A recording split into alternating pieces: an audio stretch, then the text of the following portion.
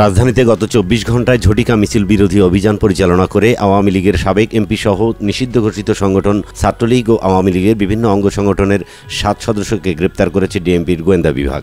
গ্রেপ্তারকৃতরা হল আওয়ামী লীগের সাবেক সংসদ সদস্য ও চকরিয়া উপজেলা আওয়ামী লীগের সভাপতি মোহাম্মদ জাফর আলম, তুরাগ থানা ৫৪ নম্বর ওয়ার্ড আওয়ামী লীগের সহসভাপতি মোহাম্মদ সিরাজুল ইসলাম বাবু, বংশাল থানা ৩৫ নম্বর ওয়ার্ড আওয়ামী লীগের সহসভাপতি মোহাম্মদ ওয়ারেস শিকদার, তুরাগ থানা যুবলীগের সহ সাংগঠনিক সম্পাদক শাহেদ আলম, যুবলীগের কেন্দ্রীয় কমিটির সাবেক সদস্য শহীদুল হক চৌধুরী রানা, স্বেচ্ছাসেবক লীগ নেতা ও সম্প্রতি যাত্রাবাড়ি এলাকায় আওয়ামী লীগের ঝটিকা মিছিল সমন্বয়কারী জাহিদুল ইসলাম তুষার ও তুরাগ থানা স্বেচ্ছাসেবক লীগের সাবেক সাধারণ সম্পাদক ও সভাপতি মোহাম্মদ রেজাউল করিম।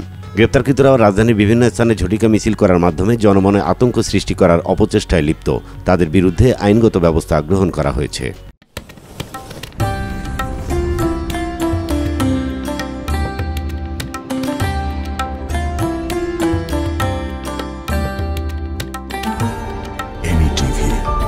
স্বাধীন বাংলার স্বাধীন কণ্ঠ।